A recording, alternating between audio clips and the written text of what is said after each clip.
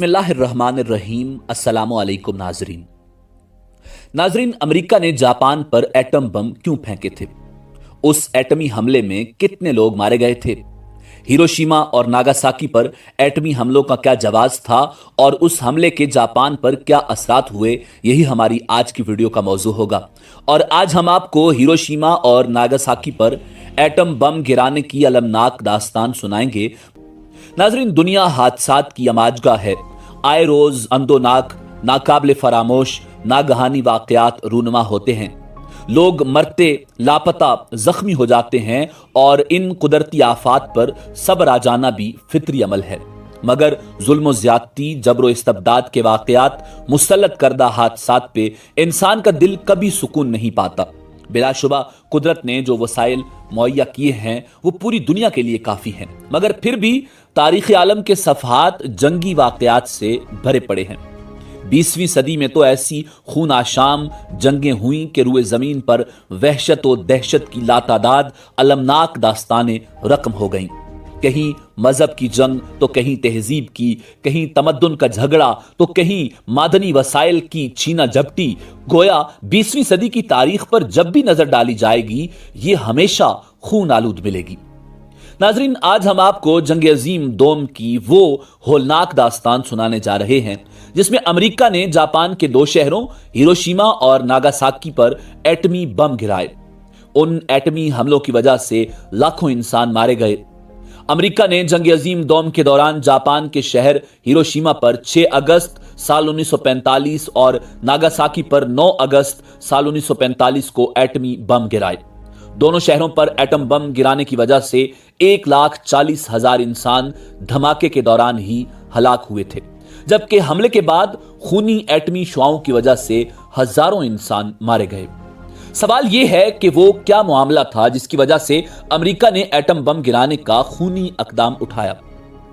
नाजरीन, जापान के शहरों हिरोशिमा और नागासाकी पर एटम बम बरसाए जाने के इंतहाई होलनाक वाकया के जिक्र से पहले हमें माजी में जाना पड़ेगा। 18वीं सदी के शुरू से जारी बरतानवी साम्राज्य रेशा दवानियों ने 19वीं सदी तक 1/3 दुनिया को अपनी लपेट में ले लिया था। कहते हैं कि इस्तेमारी दौर में ताजे बरतानिया की ममलिकत में सूरज गुरूब नहीं होता था। गोरा राज हर सू जराए रसदो रसल पर काबिज था।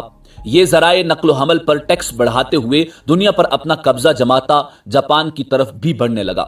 जापान हमेशा से एक आजाद मुल्क रहा है। जंग की तबाही से दो चार इस मुल्क की एक खुसूसियत यह भी रही कि ये कभी किसी इस्तेमार के ताबे नहीं रहा।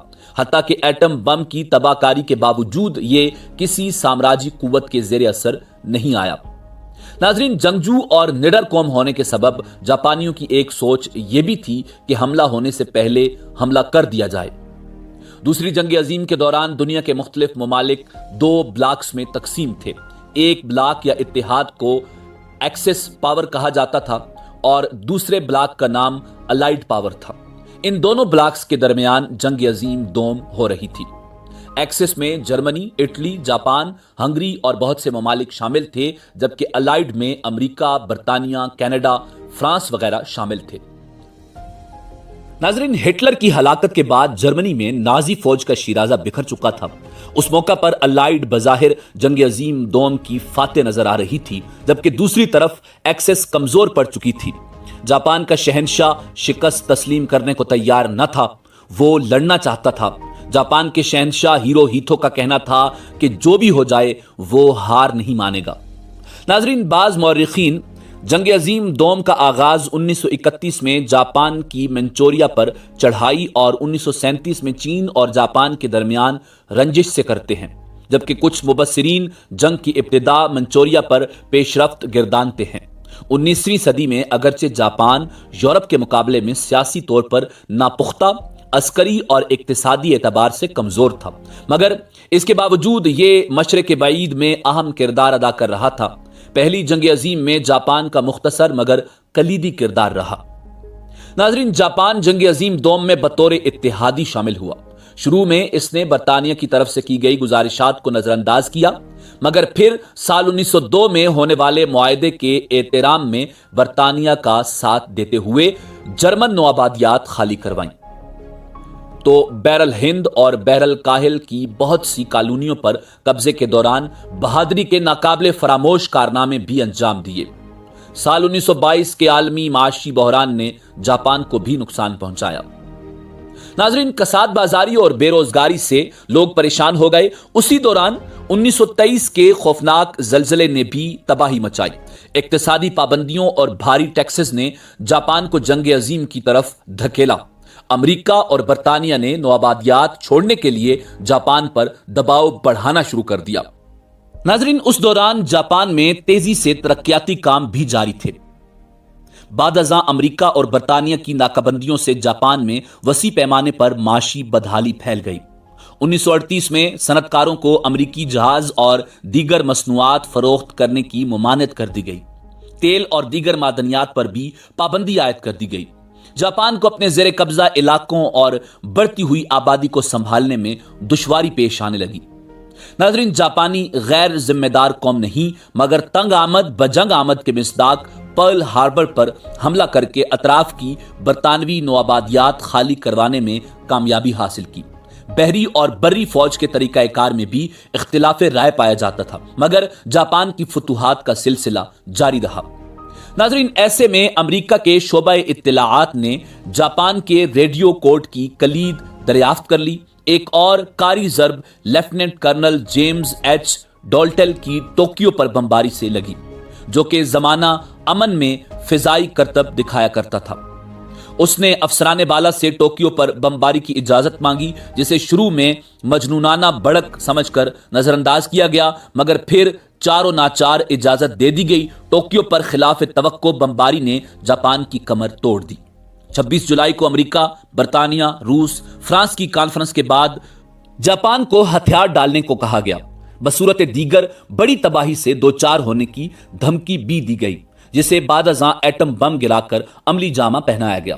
ناظرین، امریکہ کو اچھی طرح علم تھا کہ دوسری جنگ عظیم کے خاتمے کے بعد دنیا پر یورپ بالخصوص برطانیہ کی بالادستی کا مکمل طور پر خاتمہ ہو جائے گا، جس کے بعد دنیا میں طاقت کا خلا پیدا ہوگا، جسے پر کرنے کے لیے امریکہ کے پاس ایک سنہرا موقع ہوگا۔ لہٰذا امریکہ نے جاپان پر ایٹم بم گرا کر دنیا پر اپنی ہیبت طاری کرنے کی ایک سوچی سمجھی کوشش کی، تاکہ جنگ عظیم کے خاتمے کے بعد وہ واحد سپر پاور کے طور پر دنیا کی قیادت کرنے کا دعویٰ کرے اور تمام ممالک اس کی تابعداری کریں۔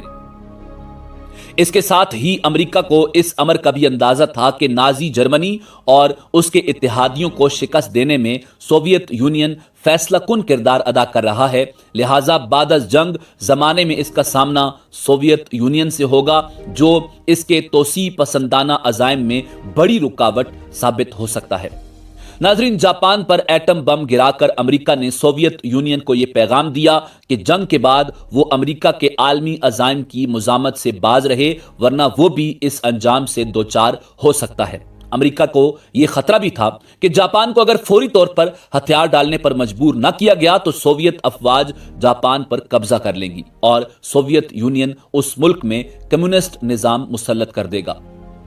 ناظرین، ہیروشیما اور ناگاساکی پر ایٹم بم کے گرانے کا مقصد جنگ کا خاتمہ نہیں بلکہ ایک دور رس حکمت عملی کا نتیجہ تھا۔ یہ خوفناک فیصلہ نہایت سوچ سمجھ کر امریکہ کی جانب سے کیا گیا۔ جنگی طور پر اس بے مقصد اور بلا جواز فیصلے کا منصوبہ بہت پہلے بنایا گیا تھا۔ اس مسئلے پر بھی تفصیلی مشاورت ہوئی تھی کہ جاپان کے کن 2 شہروں پر ایٹم بم گرائے جائیں گے۔ اس حوالے سے کئی نام لکھے اور کاٹے گئے۔ ناظرین، آخر 5 شہروں پر مشتمل ایک مختصر فہرست تیار کی گئی، جس میں کوکورا، ہیروشیما، یوکوہاما، ناگاٹا اور کیوٹو شامل تھے۔ حیرت کی بات یہ تھی کہ اس فہرست میں ناگاساکی شامل نہیں تھا۔ جنگی ضابطوں کے تحت کسی بھی آبادی پر بمباری یا مہلک ہتھیاروں کا استعمال جائز نہیں، مگر تمام بین الاقوامی اصول و ضوابط کو پس پشت ڈال کر آج سے 77 سال پہلے 6 اگست سال 1945 کو صبح 8:15 بجے کا وقت تھا جب انسانی تاریخ کی بدترین تباہی رقم ہوئی۔ ہیروشیما پر ماریانا آئرلینڈ کے ایئر بیس ٹینان سے پائلٹ پال تپت نے امریکی بمبار طیارے B-29 سے لٹل بوائے نامی ایٹم بم پھینک دیا۔ امریکہ کے پہلے ایٹمی حملے نے جاپان کے شہر ہیروشیما میں 70,000 لوگوں کو موت کی نیند سلا دیا۔ उस 9,700 पाउंड वजनी यूरेनियम बम ने कोई 1 मील के दायरे में सब कुछ नेस्तो नाबूद कर दिया। नाजरीन, 3 रोज बाद 9 अगस्त को 11:02 पर अमेरिका ने जापान के एक और शहर नागासाकी पर दूसरा जोहरी बम गिराया। उस हमले में उसी वक्त 40,000 लोग मारे गए, जो ताबकारी से जख्मी या अपाज हुए। अगले 5 वर्षों में उनमें से भी हजारों लोग चल बसे। यूं साल 1950 तक नागासाकी में मरने वालों की तादाद 1,40,000, जबकि हिरोशिमा में हलाकतों की तादाद 2 लाख तक जा पहुंची। नाजरीन, हिरोशिमा पर जो एटम बम गिराया गया उसका नाम लिटिल बॉय और नागासाकी पर गिराए जाने वाले एटम बम का नाम फैट मैन इसलिए रखा गया था कि एटम बम बनाने वाले साइंसदान को 1941 में जॉन हस्टन की एक फिल्म के ये 2 किरदार बहुत पसंद आए थे। नागासाकी पर गिराया जाने वाला बम हथियारों के कारखानों वाले शहर कोकोरा पर गिराना था, मगर बादलों की वजह से नागासाकी पर गिराया गया। धमाके के बाद 6 से 8 मुरब्बा मील का वसीओ अरीज इलाका आग की लपेट में आ गया। हिरोशिमा में एटमी हमले के नतीजे में 3.5 लाख की आबादी के इस शहर के 1/3 अफराद हलाक हो गए, जिनमें से हजारों मौका पर ही हलाक हो गए, जबकि बाकी झुलसने या ताबकारी के असरात से हलाक हुए। हिरोशिमा पर हमले के 3 रोज बाद अमरीकियों ने नागासाकी पर दूसरा बम गिराया। मंसूबे के मुताबिक दूसरा एटम बम क्योटो पर गिराया जाना था, मगर अमरीकी वजारत दिफा की मुखालिफत के बाद यह हदफ तब्दील कर दिया गया और फैटमैन नामी 22 टन वजनी जोहरी एटम बम 70,000 अफराद की जान ले गया। नाजरीन, हिरोशिमा और नागासाकी पर हमलों के बाद भी कई माह तक वहां ताबकारी असरात हजारों अफराद की मौत का बायस बनते रहे। सिर्फ हिरोशिमा में साल 1945 के इख्तिताम तक हलाक होने वाले शहरियों की तादाद में 60,000 का इजाफा हो चुका था। हलाकतों में इजाफा ताबकारी, बुरी तरह झुलस जाने और दीगर जख्मों की वजह से हुआ। बाद अज़ां एक मोहतात अंदाजे के मुताबिक जोहरी हमलों में मरने वालों की तादाद 2,30,000 तक पहुंच गई। उस होलनाक एटमी हमले से मुतालिक ऐनी शाहिदीन के बयानात के मुताबिक आसमान से आग का एक सुर्ख गोला आता हुआ दिखाई दिया, जिसकी तपिश से आंखें चुंधियाना शुरू हो गईं। उसकी इंतहाई तेज शुआओं से सैकड़ों अफराद बीनाई से मारूम हो गए। फिर एक धमाका हुआ और धुएं की गोया एक फलक बोस इमारत खड़ी हो गई। उसके बाद चारों तरफ गर्दो गुबार छा गया। हाथ को हाथ सुजाई नहीं दे रहा था। किसी को किसी की खबर नहीं थी। कयामत का समा था। धुंध छटी तो हर कोई मदहोश था। गशी का आलम था। ता हद नजर लाशें ही लाशें थी। इंसानी आज़ा हर सू बिखरे हुए थे। आओ बुका, चीखो पुकार और सिसकियों से फिजा बोझल थी। इंसानों का गोश्त मोम की तरह पिघल कर गिर रहा था। कुछ का भाप बनकर उड़ रहा था। जापान के तिजारती शहर हिरोशिमा के मरकज और सनती शहर नागासाकी पर जोहरी हमले के कई साल बाद तक वहां की जमीन बंजर रही। बच्चे माजूर पैदा होते रहे। ताबकारी असरात की वजह से मुतअद्दिद मोहलिक बीमारियां फैल गईं। जिल्दी अमराज बढ़ गए। नाजरीन, एटमी हथियारों से इस कदर वसी तबाही की ना इससे पहले और ना बाद में कोई मिसाल मिलती है। उस बर्बादी के बाद 14 अगस्त साल 1945 को जापान ने अपनी शिकस्त तस्लीम करके हथियार डाल दिए और दूसरी आलमी जंग अपने इख्तिताम को पहुंच गई। नाजरीन, उन दोनों शहरों पर जहन्नुम के दरवाजे खोल देने का जवाब अमरीकी सरकार की तरफ से यह दिया गया था कि अगर हम ऐसा न करते तो जापान हथियार न डालता, दूसरी जंग अजीम खत्म न होती और लाखों लोग मारे जाते। नाजरीन, जापानी अपनी कौम पर जुल्म और बर्बरियत के उस सानहे को आज तक फरामोश नहीं कर सके। 77 साल बीत जाने के बावजूद जापानियों के लिए उस कयामत सुगरा के जख्म ताजा हैं। अगरचे वो तमाम लोग जो हिरोशिमा और नागासाकी पर एटम बम गिराने में शामिल थे, बाद अज़ां वो उस जुल्म और बदतरीन इंसानी अलमिये पर बहुत पछताए। जापानी दुनिया के किसी भी हिस्से में अब जंग नहीं चाहते। ये जंग से नफरत करते हैं, जंग के शदीद मुखालिफ हैं। तब ही जंग के खात्मे पर उस वक्त के वजीर आजम ने अवाम से अपने तारीखी खिताब में कहा, हम जंग हार गए हैं, हथियार फेंक दो और औजार उठा लो। अब हम एक नई जहत में जद्दोजहद करेंगे। पोशीदा ने लोगों को मेहनत से काम करने की तरगीब दी, जिसके बाद से जापानी कौम आज तक अपने बुनियादी मकसद और जद्दोजहद में मसरूफ अमल है। नाजरीन, जापान में हर साल अगस्त में लोग एटम बम का निशाना बनने वाले इलाकों के कौमी अमन पार्क में यादगारी तकरीब मनाते हैं और हजारों बेगुनाह लोगों की मौत का मातम करते हैं। लाखों बेगुनाह इंसानों को पलक झपकते राख का ढेर बना देने का कोई जवाज था और ना इंसानियत के खिलाफ इस कार्रवाई को माफ किया जा सकता है। बैनुल-अक़वामी सतह पर इस बारे में इत्तेफाक राय है कि हालात खा कितने ही खतरनाक क्यों ना हो, जोरी बमों और असलहे को कभी भी इस्तेमाल नहीं किया जाना चाहिए। दुनिया भर में इंसानी हुकूक का ठेकेदार अमेरिका, जो पूरी दुनिया को इंसानियत सिखाने का दावेदार है, उसने जापान पर एटमी हमले के ठीक 1 साल बाद उस एटमी हमले की सालगिरह भी मनाई।